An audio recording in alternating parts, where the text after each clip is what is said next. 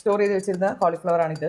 ഇതേപോലെ കട്ട് ചെയ്തിട്ട് കുറച്ച് ക്യാബേജ് ഞാൻ രണ്ടാക്കി ഇവിടെ വെച്ചിട്ടുണ്ട്. ഇത് കറിവേപ്പിലയും ഞാൻ അതേപോലെ വാഷ് ചെയ്തിട്ട് ഇത് ഉണക്കിയതിന് ശേഷമേ ഇത് സ്റ്റോർ ചെയ്യാവൂ. അതിലും താഴെ മേളിൽ നമ്മൾ ടിഷ്യൂ ഇട്ട് ആണ് വെച്ചിരിക്കുന്നത്. സ്പ്രിംഗ് ഓണിയനും ഇതേപോലെ ഞാൻ കഴുകി ഉണങ്ങിയില്ലാന്ന് തോന്നുന്നു, അതുകൊണ്ട് ഇത്ര ഐസ് ആയിട്ടിരിക്കണം. പക്ഷെ ഉണങ്ങിയതിന് ശേഷം കട്ട് ചെയ്തിട്ട് ഇങ്ങനെ വെക്കണം. മല്ലിയില ഞാൻ ബൾക്കായിട്ട് വാങ്ങിച്ചിട്ട് what I do is ഇതിനകത്ത് ഇങ്ങനെ സ്റ്റോർ ചെയ്യണം. കഴിയാറായി. അപ്പോൾ മല്ലിയില എത്ര നാളായാലും ഇതിങ്ങനെ ഫ്രഷ് ആയിട്ടിരുന്നോളൂ. നന്നായിട്ട് വാഷ് ചെയ്ത് അതിൻ്റെ മുകളിലത്തെ തണ്ടുകൾ കളഞ്ഞിട്ട് ഇതിനകത്ത് നമ്മൾ സ്റ്റോർ ചെയ്യും. പിന്നെ അതിൻ്റെ ഇടയിൽ കുറച്ച് നാരങ്ങയും കുറച്ച് സാധനങ്ങളുണ്ട്. ഇത് എൻ്റെ ഒരു ആക്രി കട പോലത്തെ ഒരു ബോക്സാണ്. എല്ലാവരുടെ വീട്ടിലും ഇങ്ങനത്തെ ഒരു ബോക്സ് ഉണ്ടാവും. അതായത് ബാക്കി വരുന്ന ഒരു സവാള മാത്രം എന്തിനോ ഒറ്റയ്ക്ക് അവിടെ ഫ്രിഡ്ജിലിരിക്കുന്നത് കാണാം അല്ലേ.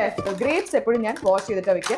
അത് കുറച്ച് നേരം നമ്മൾ ഉപ്പും അല്ലെങ്കിൽ വിനീഗറും ബേക്കിംഗ് സോഡ, അതായത് ബേക്കിംഗ് പൗഡർ അല്ല, ബേക്കിംഗ് സോഡ പൊടി എന്ന് പറയില്ലേ, ആ സാധനം നല്ല ക്ലീനിങ് ഏജൻറ്റാണ്. അപ്പോൾ ബേക്കിംഗ് സോഡയിലും വിനീഗറിലും ഇത് മുക്കി വെച്ച് നല്ലപോലെ വാഷ് ചെയ്ത് ആ തുണിയിൽ വിരിച്ചിട്ടതിന് ശേഷം നമ്മളിതിനെ സ്റ്റോർ ചെയ്യാൻ പോവാണ്. വാട്ടർ മെലൺ ഞാൻ കട്ട് ചെയ്ത് കഴിഞ്ഞാൽ ഇതിനെ നമ്മളൊരു ക്ലിംഗ് റാപ്പ്, ഇതാണ് ക്ലിംഗ് റാപ്പ്, ഈ പ്ലാസ്റ്റിക് പോലത്തെ സാധനം, ഈ ക്ലിംഗ് റാപ്പ് വെച്ചിട്ട് നമ്മളെല്ലാവരും ഇതിനെ അടച്ചു വയ്ക്കും. അപ്പോൾ ഇത്രയേ ഉള്ളൂ ഗൈസ് നമ്മുടെ സ്റ്റോറേജും കാര്യങ്ങളും ഒക്കെ.